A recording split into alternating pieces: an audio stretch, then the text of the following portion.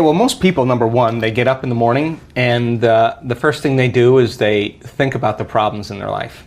And those problems are memories from the past. Mm-hmm. So the moment they think about the problems, they're thinking in the past, right? Every one of those problems has an emotion attached to them. So they start feeling unhappy or unworthy or whatever. And how you think and how you feel is your state of being. So most people's entire state of being is in the past when they start the day. So if they're in the familiar past, they're going to live in a predictable future, right? So they get up and they check their cell phone, they check their text, their WhatsApp, their Facebook, they post something on Facebook, they tweet, they Twitter, they check the news, then they go to the bathroom, get a cup of coffee, take a shower, get dressed, check more emails, drive to work the same way, do the same thing. So they're in a program. They've actually lost their free will to the program. Wow. So if you start your day, and you start your day with this simple question, what is the greatest ideal of myself that I can be today? You ask yourself that question. And now listen, your body's going to go like, well, we got to get a cup of coffee, and you got to. I'm tired. Yeah. And you got to go, body. You're not the mind. I'm the mind right now. You're going to sit here. I'm going to feed you. You're going to get your coffee. You're going to do all those things. But right now, this is my time. You're going to obey me, right? So now the body's no longer the mind, you're the mind. And so when it wants to get up and you become aware of it and return back to the present moment, every time you do, that's a victory. Wow. And you're changing some aspect of yourself. So then ask yourself, I do this all the time, write down 4 thoughts that you're going to stay conscious of the whole day. I can't, it's too hard. You'd be surprised the moment you become conscious of what those thoughts are, how unconscious you've been to them all day, right. For weeks on end. Write down what you speak, how you speak, 4 things you want to change, how you act.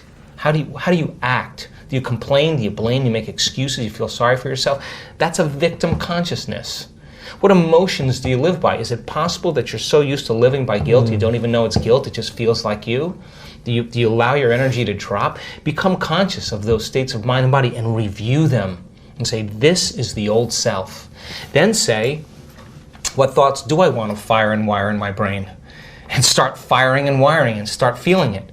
What behaviors will I demonstrate today? What choices will I make? One day, one lifetime. And just like you did, rehearse them. Rehearse the whole entire thing. Yeah. Begin to install the neurological hardware in your brain. And if you keep installing it, the hardware is going to become a software program and you're going to start thinking and acting that way. And then here's the tough part. Can you teach your body emotionally what your future is going to feel like before it's made manifest? And don't get up until you feel that way. Now, practice that for a few days, and then see if you can stay in that state and watch all of a sudden all those weird doors start opening for you. Synchronicities, whatever they are. Number 2, take a time at the end of your day, before you lay down, and give thanks for your life and feel gratitude. And really teach your body what it feels like. The emotional signature of gratitude. When gratitude means you're getting something. If I give you something that's of value, you would say thank you because you would feel it, right? So when you're receiving, you're giving thanks. So gratitude is the ultimate state of receiving.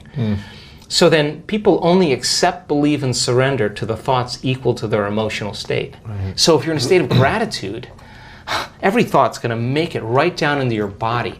If you're saying, I'm healthy, I'm healthy, I'm healthy, I'm wealthy, I'm wealthy, I'm wealthy, and your body's programmed in negativity, it's saying, no, you're not, no, you're not, no, you're not. That thought's going to stop right here.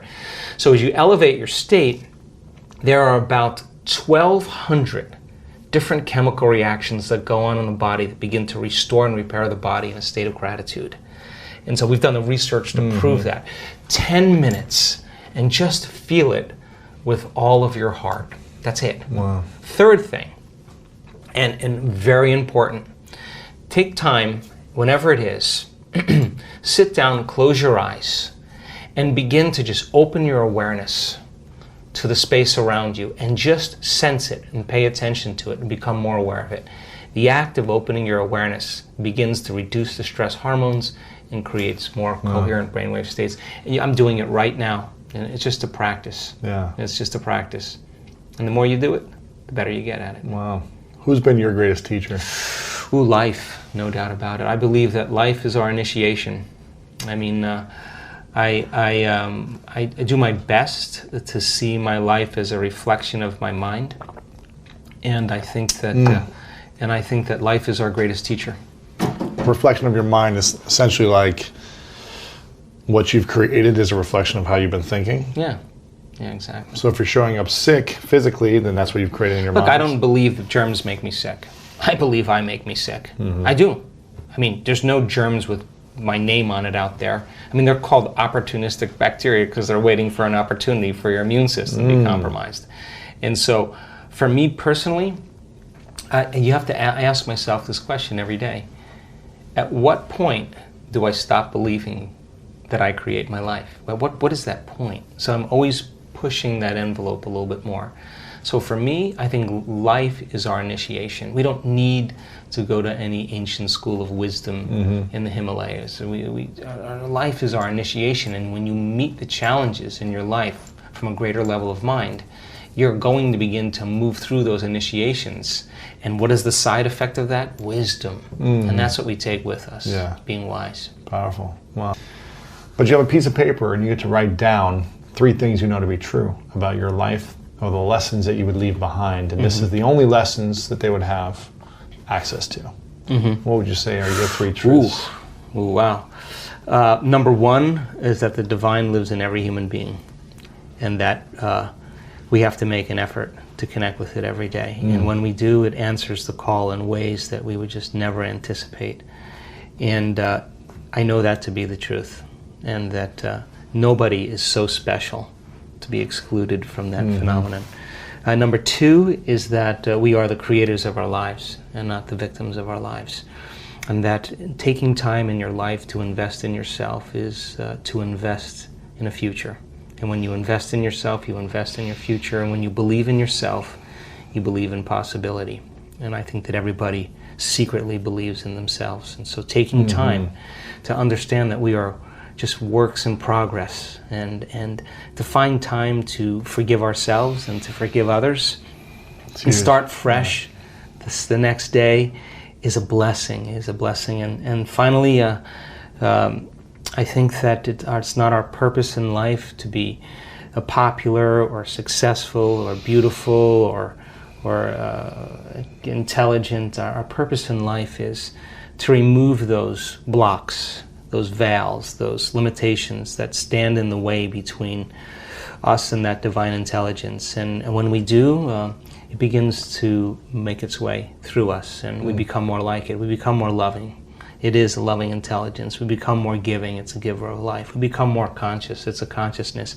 We become more mindful. It has an infinite mind. We become more willful. It has an amazing will. Its nature becomes our nature. Its mind becomes our mind. And then we don't have to try to be liked or try to be important or try to be recognized. We're just happy for no reason at all. And I think that is the natural state of being. And I think that we innately know that on some level.